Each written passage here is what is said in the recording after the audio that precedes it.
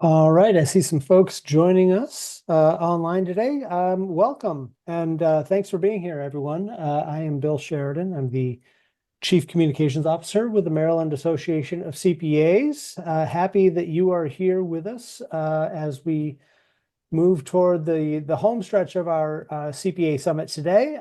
Today's session that you have joined us for is what are family office services, and we are so happy to have a couple of folks here from one of our great partners, WealthSpire Advisors. We have Heather Flanagan and Amanda Campbell. Heather leads WealthSpire Advisors Family Office Services, offering family office accounting, wealth strategy, and single family office support services. She is also a member of WealthSpire Advisors Executive Leadership Team. So Heather, welcome. And Amanda has been in the financial services industry since 2010 and joined WealthSpire in 2020 through the acquisition of Strat Wealth as a certified financial planner and a certified divorce financial analyst. Amanda has made it her life's mission to ensure that every woman in any walk of life understands her wealth in a real and meaningful way. That is a great purpose. And so, Amanda, welcome to you as well. I'm going to turn it over to you. Heather and Amanda, thank you for being here, and take it away. Oh, thank you so much for having us, Bill, and thank you to everyone who's joining today. Sounds like it's been a fun and invigorating day full of learning. So real quick, I'm just going to open us up. So we are with WealthSpire Advisors, boutique fee-only fiduciary and RIA.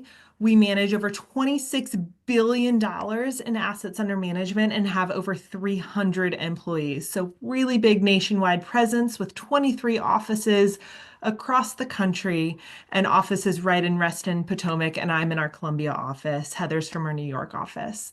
So truly just happy to be here, happy to share our wealth of knowledge. As Bill mentioned, I specialize in helping women through divorce, making sure they feel really, really good about their money and understand their wealth in a real and meaningful way. And we have so many specialties here within WealthSpire, charitable giving, tax gift and estate planning, kind of really high-end investment strategies. But what we're most excited to share with you today is our family office service specialty. And like Bill mentioned, Heather Flanagan is our fearless leader, and she leads our family office services platform and just is our absolute guru. So I'm so excited to share her to have her share her presentation with you all today, and I'll turn it over to Heather. Thanks so much, Bill and Amanda. And thanks everybody on the call. I'm excited to talk to you about family office services. A few housekeeping items. If you have some questions, feel free to throw them in the chat. Amanda will be monitoring those along the way, and we can answer some of those during the presentation, and whatever we don't get to, hopefully we can get at the end. And so I'll also be asking questions along the way. You don't have to do anything. I guess they're already monitoring you for attendance. So just come up with the answers in your head. There will be no formal way to answer those questions. So without any further ado, can you guys see my screen? Okay, great. So I'm going to be going over what family offices services are in the financial industry and who provides them today.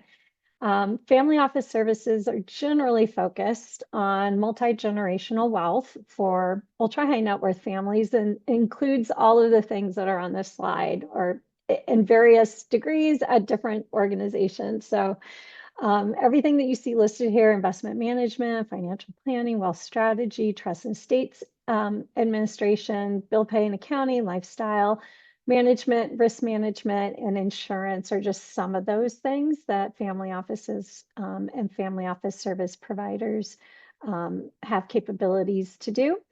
And I'll be going through each of these segments a little bit more in depth toward the end of the session here. But just something to take note of right off the bat: family office really is a broad term in the industry. So there is no kind of industry defined term that everybody utilizes. You will see a lot of people throwing this term around or putting it on their website. So hopefully after today's session, you'll get a little bit better idea of what that means. But it really can refer to anything from a one-person shop that's, you know, serving a family of wealth to really a dedicated, you know, large staff, full family office with lots of employees for, you know, one or multiple families. So first, I want to identify some famous families that may have started their own family office, and wondering if everyone is familiar with these families. I'll just give you a little bit of background with each of for each of these. The Waltons really made their fortune owning Walmart, and according to several sources, have been the world's you know, largest private employer. They've also had been given the title of the richest family in the United States by several, Forbes to be as one of those resources. And they really needed to have a lot of support because the Waltons, you know, own this huge enterprise, and it's very family led. And so they set up a private family office to support all of their personal needs and their philanthropic needs outside of the business. So the next family is the Rothschilds, who were once the world's richest families, and they really rose to prominence in the 18th century in Europe as bankers and money managers.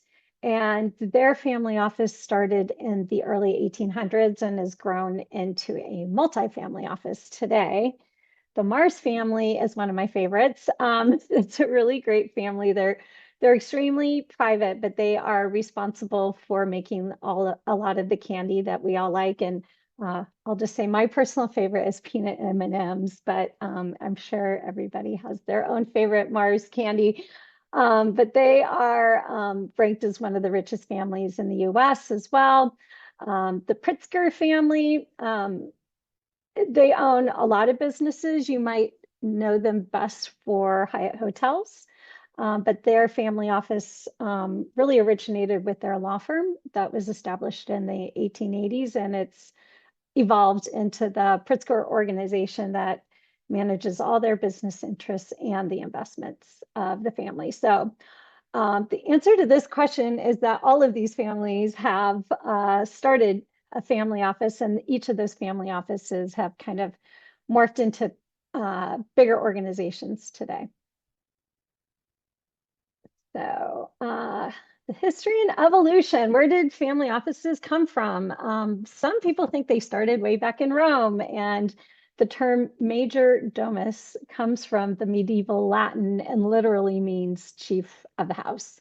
So that's some way back history, but in the US in 1882, John D. Rockefeller, who was the founder of Standard Oil, recognized the need to have dedicated professionals oversee his personal wealth that was outside of everything that he was doing in the business. And so he's really credited with starting family offices in the US.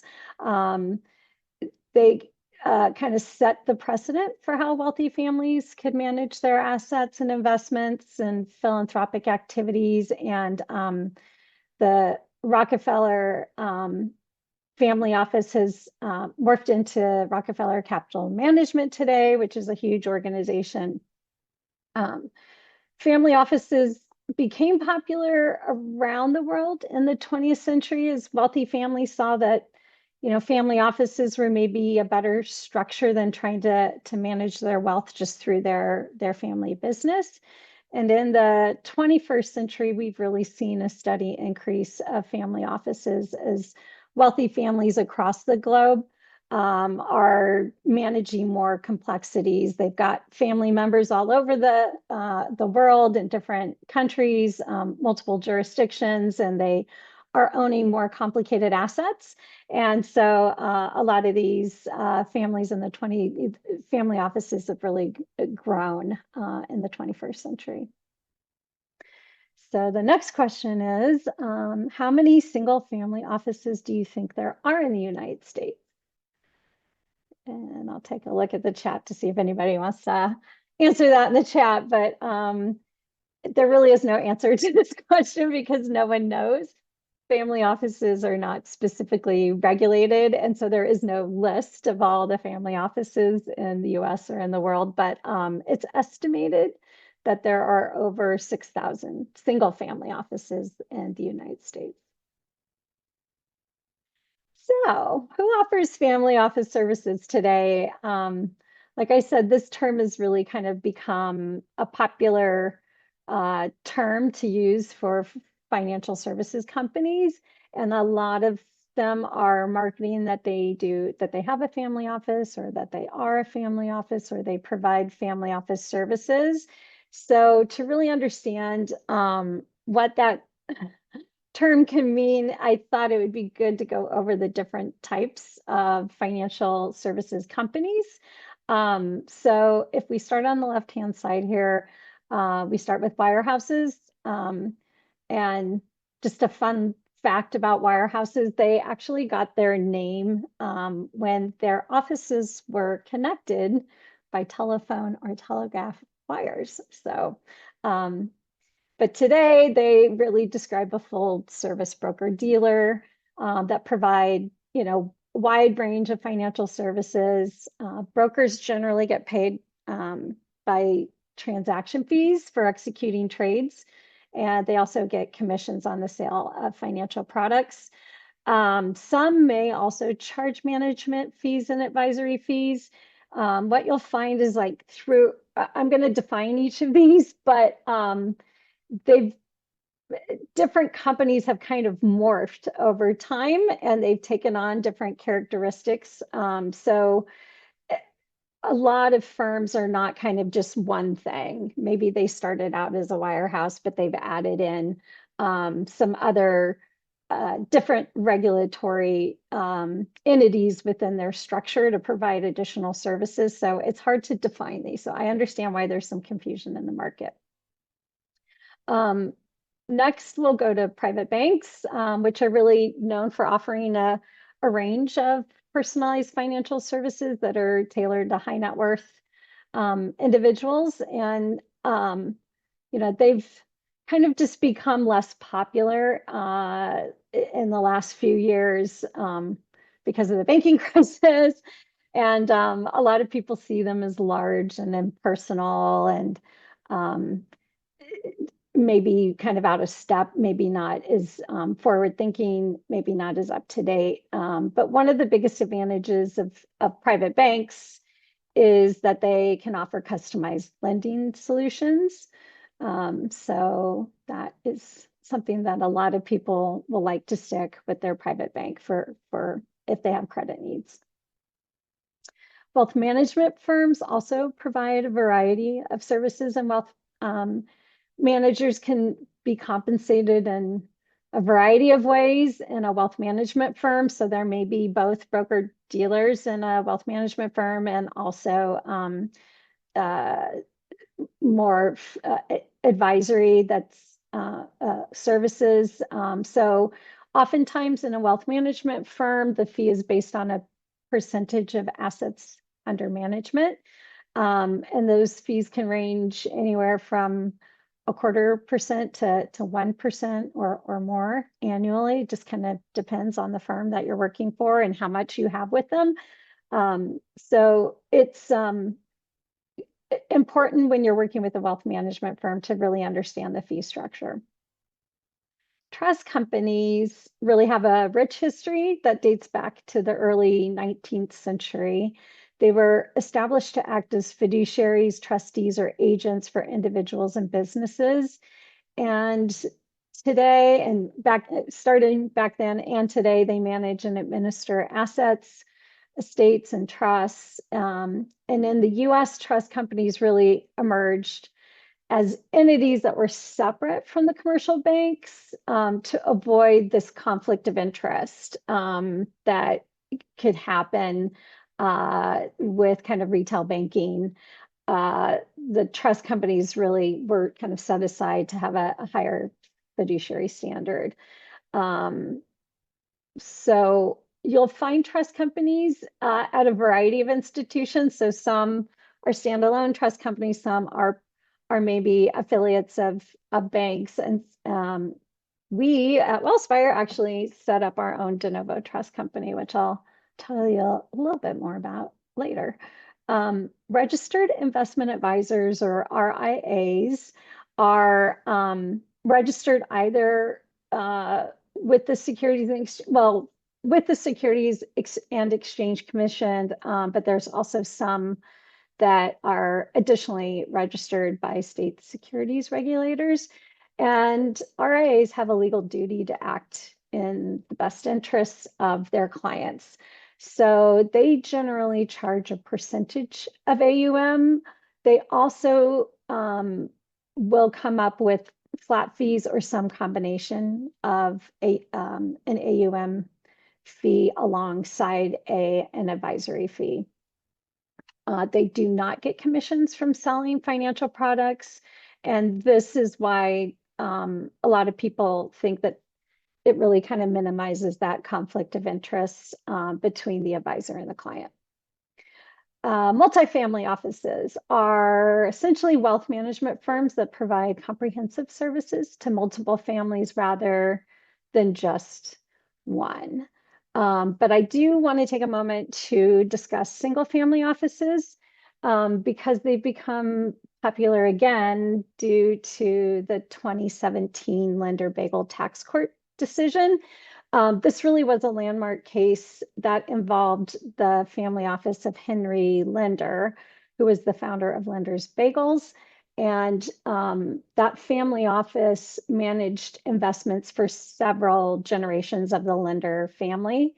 And the central issue in this case was whether the family office's activities constituted a trade or business under the Internal Revenue Code section 162, which really allows for the deduction of investment management expenses as business expenses rather than relying on the miscellaneous itemized deductions that you can get under Internal Revenue Code section 212.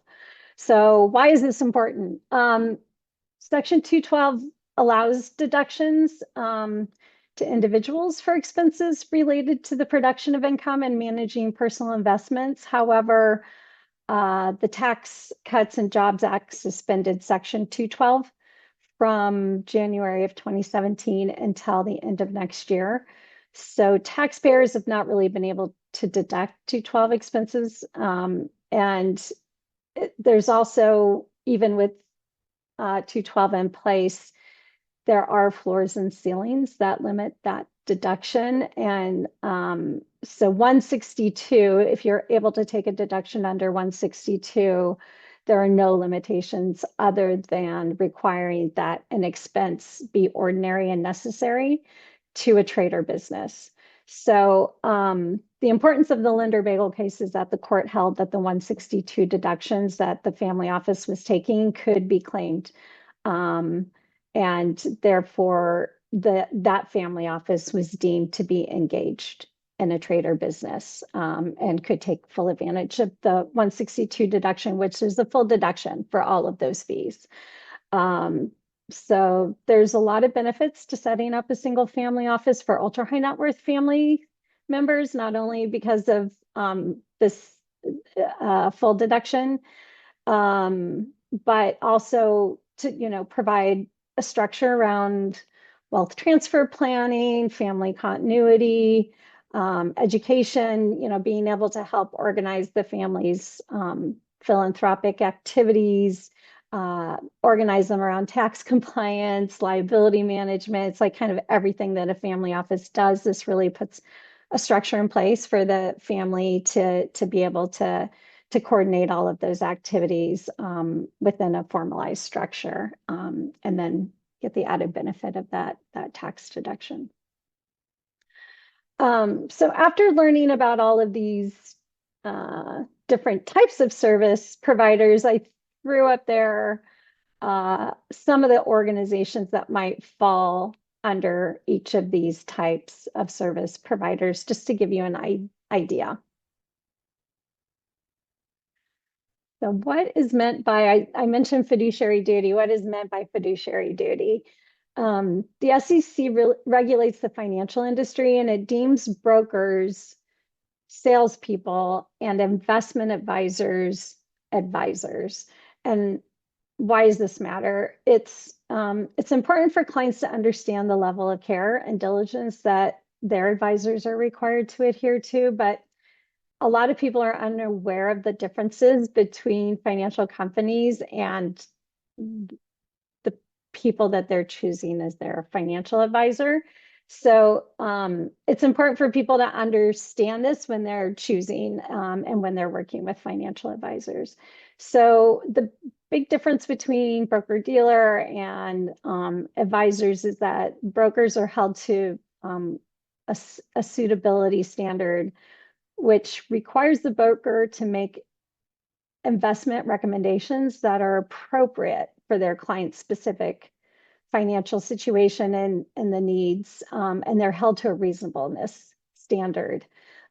They have to take into consideration things like their client's age, financial situation, investment objectives, their risk tolerance, their tax status, and their investment experience.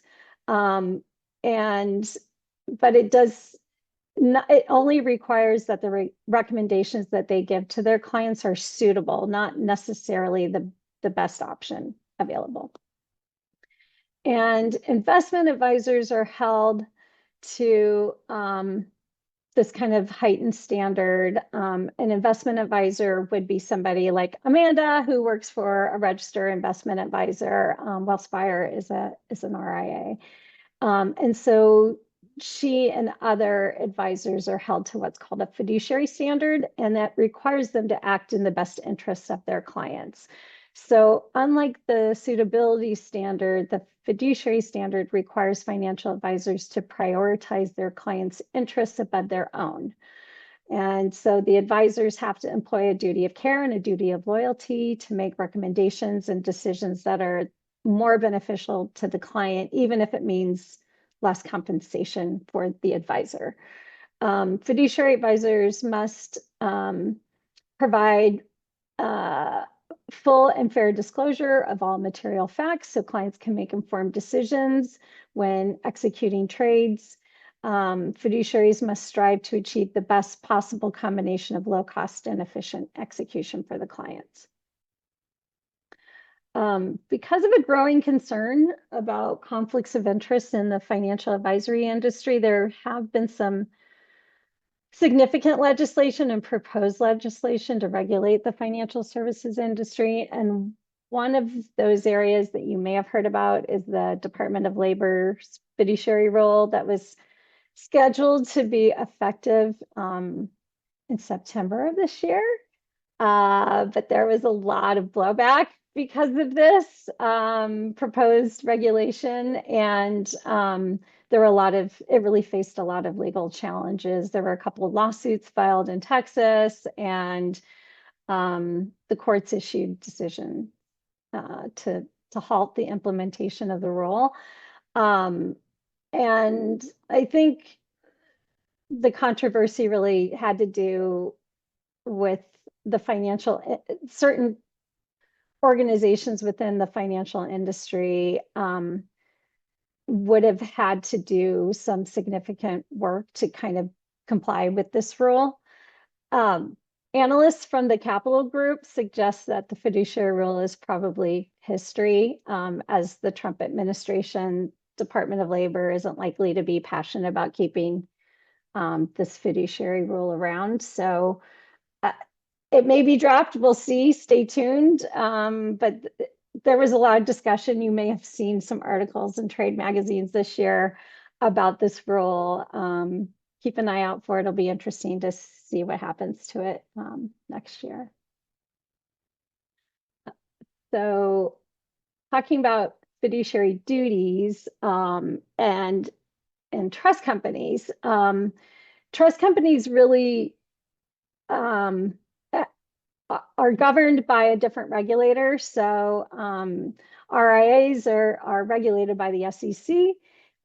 Trust companies are regulated by the Office of the Comptroller of the Currency, the OCC. They also have to take cues from state trust laws as well as the trust documents themselves. And fiduciary duties owed to trust beneficiaries are generally considered to be more stringent than the fiduciary duties imposed by the SEC. And so here are some of the key differences, because, you know, these terms are confusing because everybody uses the same term. But if you kind of understand the background and how these duties are applied, you'll get a better appreciation for the nuances of how different groups carry out their fiduciary duty. So the duty of care requires trustees to be held to an objective standard of care, and they have to manage trust property with the same care and skill that a prudent person would exercise. The duty of loyalty requires trustees to act solely in the best interests of the beneficiaries, avoiding any conflicts of interest and not benefiting personally from the trust. The duty of impartiality requires trustees to treat all beneficiaries fairly and impartially. So they have to balance the interests of current and remainder beneficiaries. And for those of you who are unfamiliar with trusts, current beneficiary is simply someone who has the current right to income or other distributions from the trust, and the remainder beneficiaries are those who have to wait around for some triggering event like a term of years, or you know, one of the other beneficiaries passes away, and then now they have a right. So the duty to inform an account also gives trustees an obligation to keep beneficiaries informed about the trust administration and provide. They also are required to provide regular accountings. And those regular accountings can include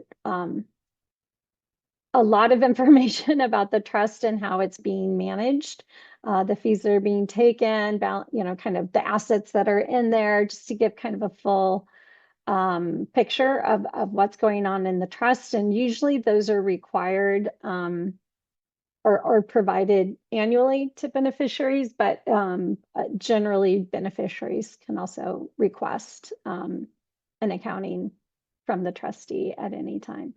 So I think a lot of people just don't understand what trustees do or the liability they're taking on. So hopefully this gives you a little bit of flavor of the role that a professional trustee takes on, and why it's an important service. So as a recap, what type of financial services firms have a fiduciary duty to clients?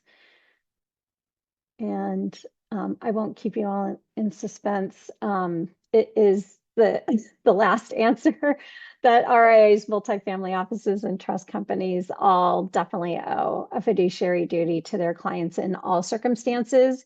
It doesn't mean that these other groups aren't implementing that or providing that or required under some circumstances, but in all circumstances, that final answer is the correct answer. So let's start to get into the component parts of family office services and what they include. And, you know, as I said earlier, every provider is different. They have some, maybe not all of the services that we'll go over. So it's important for, you know, clients and other, for you to understand if you're advising your clients on how to pick a financial advisor, to really look at what they do and what they do well. and what's most important to the clients, because each firm has a different flavor and they have a different focus, and it's great because there's so many wonderful organizations in this space, and it's a wonderful place for people who really want to do something special and provide great service to clients. So I know a lot of firms that out there that really have a real passion around this for their clients, and they all do it in a little bit different way. So we'll start with investment management, and most single family offices manage their family's wealth and investment portfolios, but as this activities become more commoditized, a lot of single family offices are actually outsourcing even their investment management. It does Investment management continues to be the core of most financial firms, but most ultra high net worth clients really want a differentiated set of investment options that a typical consumer may not be able to afford or have access to. One big challenge for single family offices, as well as really everybody in the industry, is to provide families with really good reporting. Most service providers to ultra high net worth families will provide some kind of consolidated reporting of all the family's assets, so that the family can evaluate performance and, if they're properly diversified, and plan for, the cash needs of the family. But everybody I know in the industry struggles with this a little bit, because there's no best way to provide consolidated reporting, and it can take up quite a bit of time getting things in a format that really makes sense for the clients and what they're trying to see, because a lot of ultra high net worth clients have such a diversity of assets, and it's especially challenging to report on illiquid assets. So there are various platforms or softwares that can provide that.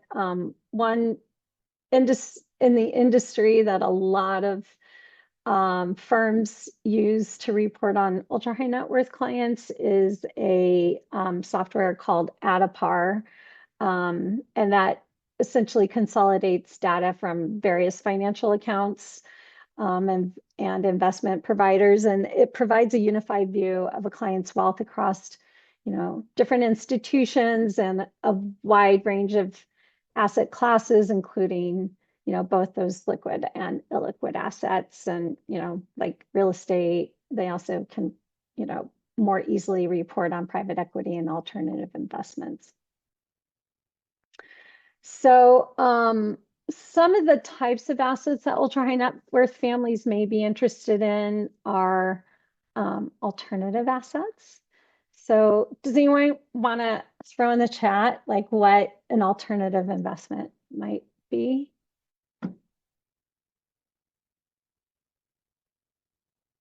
Okay.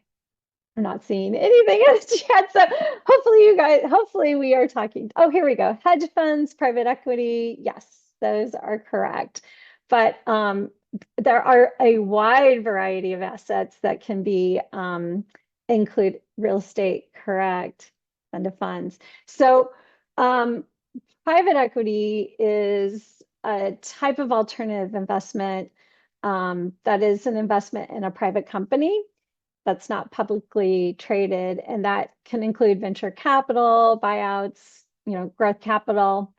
Hedge funds, yes, they're alternative investments, and they're really pooled investment funds that include a mix of stocks and bonds and currencies to maximize returns. Real estate, it can be residential, it can be commercial, industrial, can even include real estate investment funds, which are called REITs, commodities, also like precious metals, oil, agricultural products, natural resources, cryptocurrency. Yes, that is also an alternative investment. Collectibles, like art and wine is becoming popular as a collectible.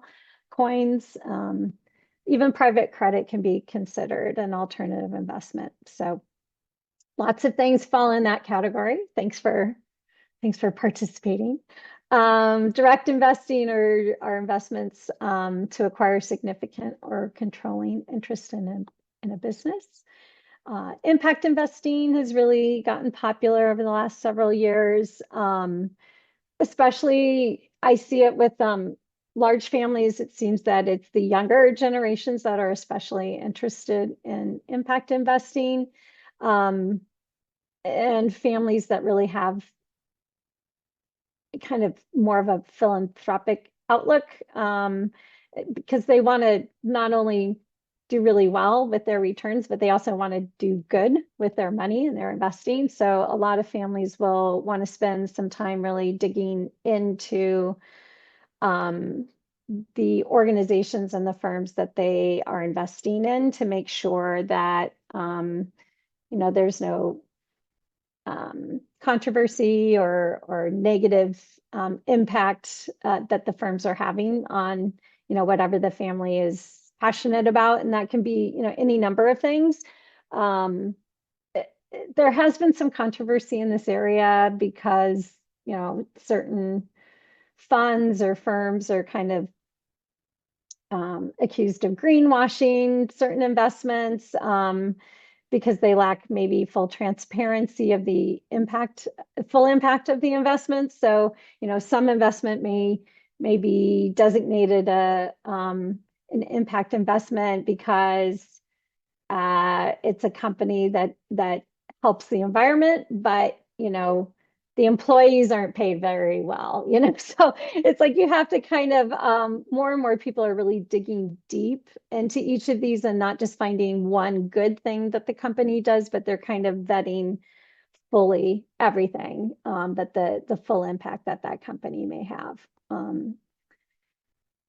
Let's see, a lot of families will want to have custom portfolio management, which really is just kind of tailored to the specific financial goals and the risk tolerance of the particular investors. Risk management is really a critical part of wealth management, because if you aren't protecting things, you can lose a lot. So it doesn't matter how much you're making sometimes if you're not kind of overseeing where your risks are. And for ultra high net worth families, a lot of time needs to be spent on those the various risks to the family. It seems like every day there's something more. Tax efficient investing. I'm sure this is a group that knows a lot about that. Does anybody want to throw some ideas into the chat about what a tax efficient investment might look like, or what would be included in that category?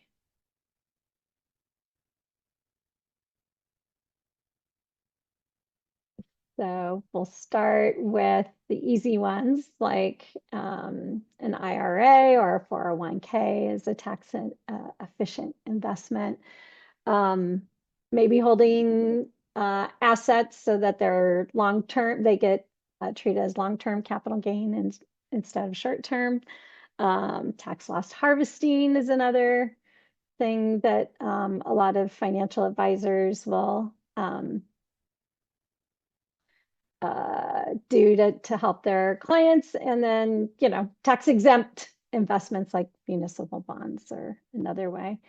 So yes, entities with tax credits, muni funds. Yep, those are all correct. And yes, our firm does collaborate with CPA firms all the time. And I will tell you more about that in upcoming slides. And hopefully I'm not taking too long here. So I'll keep it moving.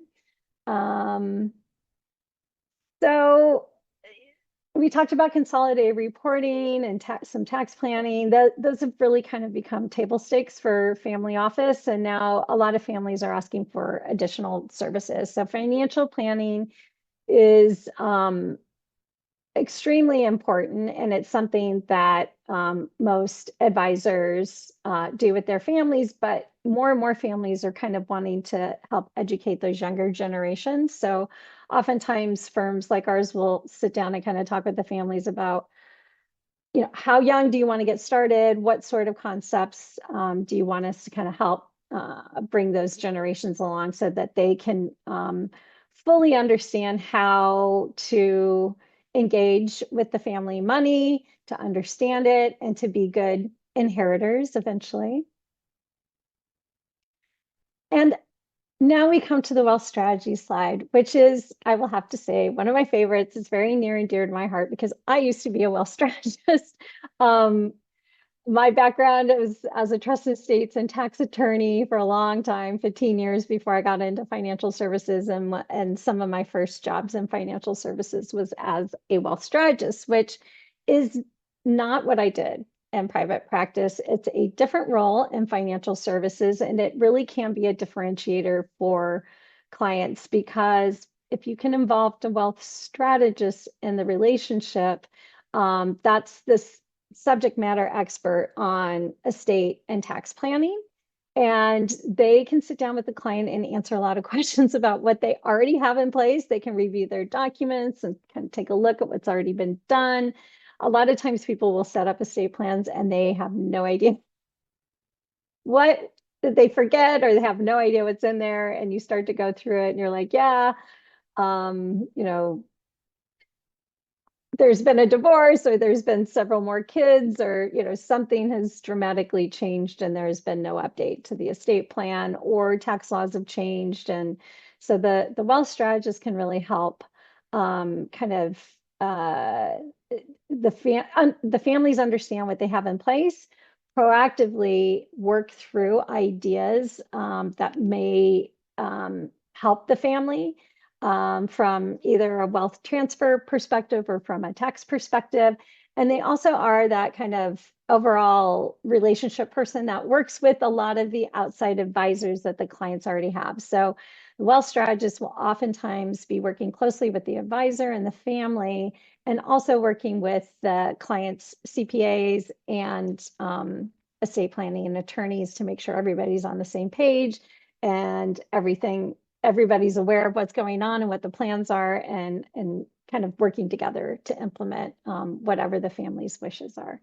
So you'll find that wealth strategy is called different things. It's called wealth planning. It can be called all different types of things at different firms. Each firm is a little bit different. I'll say that the teams that I've had the pleasure of putting together at prior firms and my current firm have really been focused on ultra high net worth clientele. So I've always hired senior level professionals with very specific expertise. For example, at HSBC, I hired a lot of international tax attorneys to come in to be wealth strategists because we had so many multinational clients. At Rockefeller and at HSBC, we built out a specific area for philanthropic planning and family dynamics as well. So each firm is different, and the level that you or your family or your clients may need it may be different. So it's good to kind of take a look at the credentials of those folks. Trust and estate administration. So trustee services really do range across providers. Some wealth management firms do not provide fiduciary services at all. Some outsource, some have preferred partners that they work with. Some small organizations will actually take on some of those fiduciary roles, and you can kind of see how this happens for a lot of financial advisors that are at small firms. They become kind of everything to their clients, and it's such a trusted relationship, and they're so good at what they do. They're constantly finding solutions for their clients, and so people will keep coming back to them. So they'll sometimes take on these fiduciary roles, which is really, in my humble opinion, not the best solution for the advisor or the family, because it really takes specialized knowledge and focus to carry out fiduciary duties that we talked about a little bit earlier regarding the trust company. So for large families, big trusts, for trusts that are being set up for multiple generations of wealth or for tax planning purposes, it's probably best to bring in a professional corporate trustee to help with carrying out all of those things. And then depending on what the family needs, there can be, you may want to look for a particular jurisdiction. So you don't, if you live in Ohio, you don't have to set your trust up in Ohio. You can set it up in one of these beneficial trust jurisdictions and get the benefit of the laws of that state. Wellspire set up its own de novo trust company in Tennessee, which is a beneficial trust state. It has a lot of laws in place that help families plan, and it gives them a lot of flexibility in that planning. One of the specific things that I'll point out is directed trusts, which allow families to kind of bifurcate the fiduciary duties within the trust. And the one that's most often pulled out is the investment fiduciary duty, which oftentimes the grantor, the person setting up the trust, will hold on to that duty, and it allows them a lot more flexibility. Professional trustees are held to a very high fiduciary standard, so they have to diversify investments. They can seem to be very limited in allowing families to hold unusual assets. But in a directed trust, you pull out that duty, give it back to the grantor, and they can direct the trustee to hold whatever asset they want. And the trustee is not held liable for overseeing those unusual assets. So, if a family wants to put their family plane in there, they want to put artwork, or they want to hold a high concentration of stock, it's a lot easier to do that in a directed trust. But there's a lot of beneficial trust laws. I don't think I'll have time to get into all of them. We'll do a quick question. Why do people set up irrevocable life insurance trusts? And if you're reading through this, the answer is all of the above. So, bill pay and accounting. Bill pay and accounting is oftentimes the cornerstone for a lot, and how a lot of family offices started. So I'll even say, like, the Rockefeller family office had, when I was there, had branched into 5 different family branches. They each had their own team of CPAs, kind of doing bill pay and accounting and all sorts of everything that is listed here is something that would be very typical of a bill pay and accounting group. And oftentimes they'll do lifestyle services as well, which you'll see on this slide. And the lifestyle services really are there to kind of cater to the personal and non-professional needs of families, to help kind of provide access to, that luxury lifestyle. And it really can encompass anything that the family needs. Risk and insurance is something that we talked about a little bit, but you really have to look across all different types of risk within the family. And, you may be setting up entity structures, you may be setting up trusts, you may be really looking into various types of insurance for the family. But there's all of these areas that families are real focused on now. I'll kind of pull out, like, cyber risk is a big one right now, with family members, especially everybody having access to different types of sites. A lot of ultra high net worth families have a big concern about risk. What are considered the best practices for multi-generational families of wealth? And if you see that there might be a pattern in my questions, I'm very predictable. The answer for this is also all of the above. So, okay.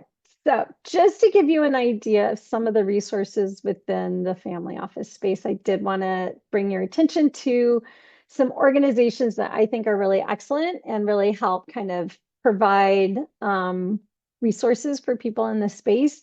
I'm a member of several of these. So the first one is the Ultra High Net Worth Institute, which is kind of a think tank. It has a lot of people that are considered industry visionaries in this group, and they really put a lot of thought into working together to push the industry to really innovate and deliver best-in-class services to clients. If you're on LinkedIn, you might see them posting on LinkedIn. I would recommend checking out their website, but that's a great organization. The Family Wealth Alliance, FWA, is also another industry leader in kind of family office focused professionals who are members of this organization, and it really helps bring professionals together.